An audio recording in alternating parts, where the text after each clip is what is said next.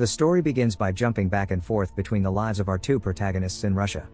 First, there is Dominika Egorova, a famous ballerina that is in charge of taking care of her sick mom. After a visit to the doctor, Dominika leaves her mother with a caretaker so she can go to work. Once in the theater, she changes and puts on makeup before going to meet the guests, which include her uncle Ivan Egorov, deputy director of Russian Secret Service. He introduces her to Dmitry Ustinov, a Russian gangster that asks her for a picture and takes the chance to touch her improperly. Moments later, the play begins and Dominika is dancing as wonderfully as ever when suddenly, his dancing partner jumps and lands on her leg, breaking it. Dominika is immediately taken to have surgery. The other character we follow is Nate Nash, a CIA agent, who is taking a phone call from an automatic caller that dictates some words to him. He uses those words to decode the address of a meeting location, and he takes his gun with him before leaving. The chosen spot for the secret meeting is the park at night, and when he arrives there, he notices he's being followed by a car. A mysterious man, codename Marble, is walking towards him as well, and Nate hands him something as they cross each other on the road before they go on as if nothing happened. The car is still following him, though, so to give the man a chance to escape, Nate creates a distraction by shooting the floor and starts running away as the car gives him chase. He reaches town and is surrounded by the police just as he makes it to the American embassy. Inside, he meets with his bosses, who tell him the asset is safe, but Nate will still be sent back to the USA for his mistake. The next day, Ivan visits Colonel Zakharov, director of the Secret Service, in his office. General Vladimir Korchnoi is there as well.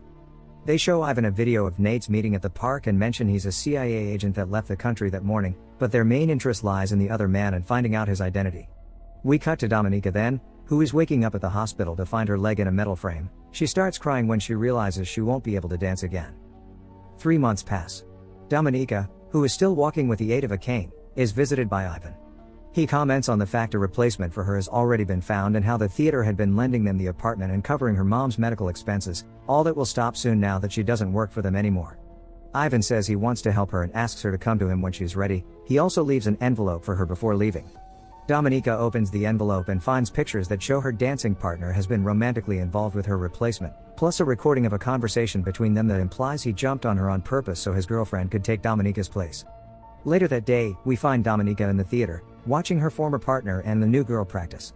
After they're done, they go to the steam room and Dominika follows them, only to find them having relations. Rage takes over and Dominika starts using her cane to beat them both to the ground before running away. On the bus home, she sees her hand stained with blood and decides to get off, stopping by a payphone to report what she did as an accident. When she arrives at her apartment, she finds her mom on the bathroom floor, the caretaker nowhere in sight. Her mom tells her she didn't come because the theater stopped paying her. Knowing she has no other choice now, Dominika goes to see her uncle to ask him for help. He accepts as long as she helps him in return with a little case. The Secret Service wants to know more about Ustinov, whom Dominika had met at the theater. Ivan wants her to approach him, befriend him and gain his trust using her charms. Dominika at first refuses, but Ivan wins her over by reminding her how awful state hospitals are and how he can give her mom the best doctors instead. That very night, Dominika goes to the hotel Ustinov is staying in, wearing the dress she's been given. She goes to the bar to wait for Ustinov to approach her first, which he does. Dominika tells him she's come to see him, wanting to feel special again, so they leave for her room. She asks the guards to give them privacy and Ustinov starts undressing as soon as his men leave the room, then asks Dominika to do the same. She does so after some hesitation, and when she comes closer, Ustinov wastes no time in taking advantage of her.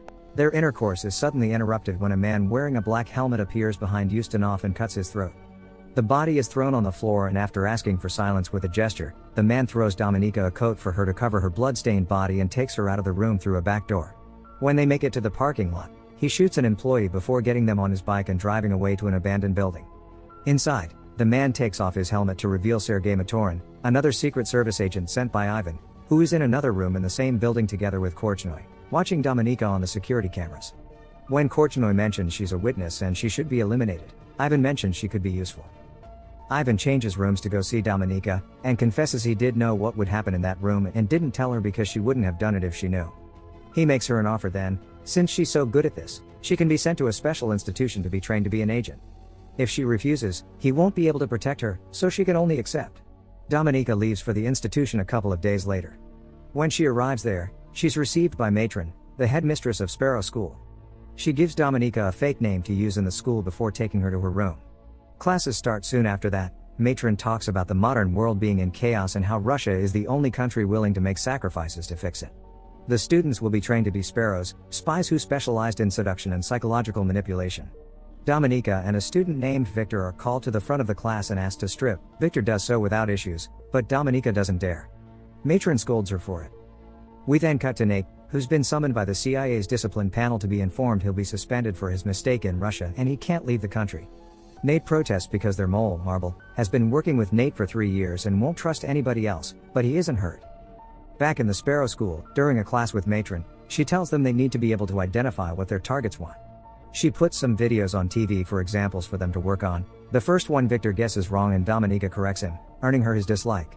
The second is guessed by another female student, who is called to the front of the class and told she will have to use her mouth on the man from the video, who is brought into the classroom in cuffs. The girl gets on her knees but is incapable of doing it. She falls to the floor crying. Matron reminds all the students that they need to learn to trick their bodies and teaches them some basic seduction tricks. Back in the USA, Nate notices he's being tailed and informs his superiors of this. He learns that the CIA hasn't heard anything from Marble and he takes the chance to remind them he will talk if it's Nate that contacts him. They reach a deal. He can't still go back to Russia, but they can send him to a country nearby so the Russian Secret Service will know he's around and Marble will resurface. Nate accepts for the team to come with him. Meanwhile, in the school, the students are asked to give a welcome to a group of soldiers that just returned home from war. Dominika chooses a young man and takes him to her room where she successfully gives him a hand. Later that day, Matron and the students watch all the videos of their performances with the soldiers. Matron tells Dominika her technique was good but she still hasn't learned to give herself up. After class is over, Dominika goes to the showers, where she's assaulted by Victor. She defends herself by taking the water tap from the wall and hitting him with it. In the meantime, Ivan, Korchnoi and Zakharov are discussing the fact Nate has been relocated to Budapest. They want to do something about it, but they know the president doesn't want them anything that may come off as antagonistic against the USA. Ivan proposes they give the mission to someone else. Back in the Sparrow School, Matron and a newly arrived Korchnoi question Dominika for her attack on Victor. Matron thinks Dominika still has potential. Korchnoi asks for a moment alone with her. After everyone else leaves the room, he questions Dominika again, and she explains she owes and serves the state, not her classmate. She's allowed to go back to class, where Matron once again calls her to the front while Korchnoi watches from a security camera. Dominika is shown a picture of Victor and asked what he wants as he enters the room. Matron orders her to give him what he wants. Victor asks her to turn around. Dominika refuses and gets into action. As she undresses, he tells Victor to look at only her, and once she's completely naked, she sits on the table with her legs open, egging him on to take her. Victor can't get it up and runs away when she teases him for it. Then Dominika answers Matron's question. What he wants is power. Korchnoi is impressed. Moments later, Matron meets with Dominika in private again and tells her she'll be sent back to Moscow. Days later, while reuniting with her mom at their place, Dominika receives a call that tells her to meet Ivan at a restaurant. When she makes it there, she sits with him and he explains her next mission. She'll be sent to Budapest to befriend Nate and gain his trust so she can learn the identity of their mole. He gives her a new passport and documents with a new name. Dominika leaves without eating. She makes it to Budapest a couple of days later, and goes to stay at an apartment she'll share with a fellow Sparrow, Marta. Later that day, she meets with her new boss, Station Chief Maxim Valentov, and asks him for some information on Nate. Afterward, she follows Nate around to learn his routine. The next day, Dominika starts going to the same swimming pool as Nate, and lets him go to her when they leave the building. They chit-chat a bit but Dominika plays hard to get. She also makes up a story about being a translator for the embassy. The following day, however, she doesn't find Nate at the pool, and the receptionist tells her her ID is gone missing. Turns out, Nate already knows she isn't what she says. We cut to him explaining to his superiors that she's been using many names and making the connection to Ivan. He thinks she's valuable and that her using her real name is a provocation. After some hesitation, his superiors allow him to get closer to her to gather intel. After going to Valentov to report her progress and ask for an embassy pass, Dominika visits the embassy and sees Marta chatting with Stephanie Boucher, an American politician. Nate interrupts her staring to chat, admitting he was the one to steal her ID from the pool, and asks her out to dinner the next day at 8. Dominika accepts before leaving. Back in her apartment, Dominika searches Marta's room and discovers she's been buying intelligence from Boucher. Marta returns home then, but doesn't catch her in the act. She gives Dominika a copy of the report Valentov sent to Moscow. Apparently Dominika has made an enemy. The next day after work, she follows Valentov into a bar and asks him to buy her time with a better report, then provokes him into punching her by making fun of his small member. His violence is now on the security cameras and Dominika tells him he'll write a better report or she'll take the recording to the police. While all this is happening, Nate is alone in a restaurant, waiting for his date. Thinking he's been stood up, he leaves the place, but Dominika is following him closely. Back in his apartment, Nate receives another coded message on the phone that he quickly writes down and deciphers. It says Vienna. He's about to leave when a crying Dominika rings his bell. He allows her to come in. While sharing some whiskey, Dominika tells him his boss assaulted him. When Nate asks her how she knows where he lives, she raises the volume of the TV so they can't be heard. Dominika asks him what happened in that park in Russia and kisses him after he tells her. Nate tells her to go home and figure out what she wants. The next day, Ivan visits Dominika before leaving for Vienna.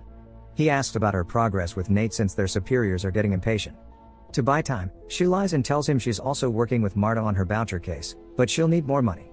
Ivan accepts and asks for his coat to leave. Dominika gets it for him but not without secretly taking a peek at his passport.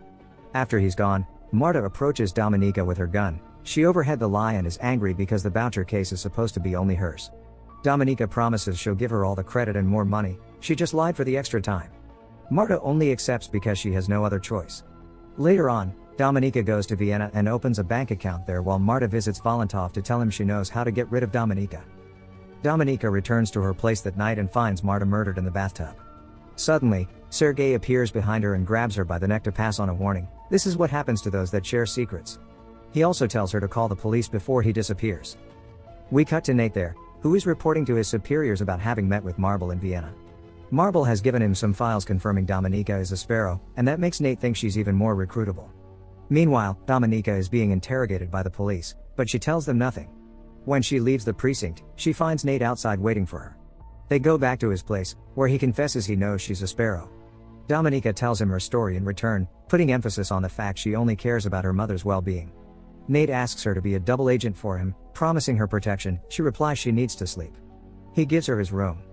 Later in the night, she leaves the room and joins Nate on the touch. After asking if she can trust him and getting a positive answer, she makes love to him. The next morning, after she confirms she accepts his deal, Dominika goes back to her routine, writes a fake report on Nate saying she has him in her pocket and then returns to her place to wait for his signal, which is a simple phone call that plays her favorite song. Dominika meets with Nate's superiors and is put through a lie detector test to see if she can be trusted. When they accept her, she asks for money. They laugh at her, but they change their minds when she tells them she can give them voucher. The following Friday, the whole team flies to London to meet with Boucher. Dominika stays in a special hotel room the CIA prepared for her with security cameras to monitor her and a set of discs hidden under a desk to change for the real ones later. Moments later, while she's at the bar waiting for Boucher, he's surprised by the sudden appearance of Valentov, who supposedly wants to help. Dominika sends him to her room, otherwise his presence will scare Boucher off. Boucher arrives soon afterward and Dominika goes to her, explaining Marta sent her. Boucher doesn't like this change and is about to leave, but Dominika convinces her to stay when she threatens her with some dangerous pictures and mentions the money. Both women go to Dominika's room where Valentov is waiting. Boucher gives her the discs in exchange for the money, and Dominika pretends to take the discs to her computer to check they're real when she's actually trading them with the CIA's. Dominika and Valentov leave then after telling Boucher to wait an hour to leave too, but Boucher is anxious and drunk so she leaves soon after. When she makes it to the street, she notices she's being followed and gets scared. So she throws the money in a trash can and crosses the street where a truck hits and kills her. Dominika is in a car with Valentov when this happens, and he quickly gets the news on the phone. He tells Dominika they've been given orders to return to Moscow immediately and takes her passport. When they make it to Moscow, Ivan takes the discs from Valentov before arresting him. Both he and Dominika are under suspicion of having helped the Americans. When asked about it, she denies it, so she starts being tortured in different ways for the real answer, but she doesn't give in. They even show her a video of how Valentov was shot for lying, but when the interrogator points at her head and she lies again, nothing happens. Ivan takes over then, and Dominika manages to manipulate him into protecting her. She's allowed to return home, but when she gets there, she feels so dirty she doesn't let her mom hug her. After a difficult meeting with Korchnoi and Zakharov, Ivan returns to his apartment, where Dominika is waiting. He tells her they've granted her request to let her keep working on Nate. She kisses him before leaving. Dominika returns to Budapest and meets with Nate. They go to his apartment, where he expresses his suspicions of her quick release. Dominika convinces him to relocate her and her mom to America and to give her more money. He accepts before they make love. In the middle of the night, Dominika wakes up when she hears a noise. She goes to the kitchen to find Sergei torturing Nate. She pretends to be on his side at first, even helping him hurt Nate to get the name of the mole. But when Sergei gets distracted, she hits him back and helps Nate cut the straps tying him to the chair.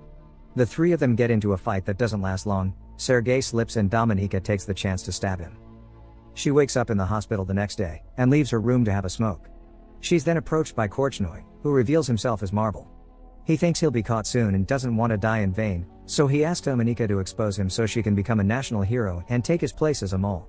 She doesn't give him a definite answer, but after he leaves, she checks on Nate and leaves as well. She gives herself up to the police and asks to see the Russian ambassador. When she's taken to him, she tells him to call Zakharov and inform him she has the name of the mole, which she'll give him in exchange for her freedom. A meeting to do the exchange is arranged later that night at an airport. Nate will walk with her to confirm the identity of the mole, and she mustn't try to run or she'll be shot. Nate is angry with her because he thinks she's used him, but she has a surprise. When the Russians approach them with the mole, they take the bag off his face to reveal it's not Korchnoi. It's her uncle Ivan, who has been framed thanks to Dominika fabricating evidence since she made it to Budapest the first time. Nate quickly catches on and confirms Ivan is the mole. After the exchange is done, Ivan is shot by a Russian sniper and Dominika is taken away on a helicopter. Back in Russia, she's named a heroine and allowed to have a good life with her mom. The movie ends when she receives a phone call and the only sound on the line is her favorite song. Make sure to subscribe and turn on notifications so you can watch more videos like this. Thanks for watching.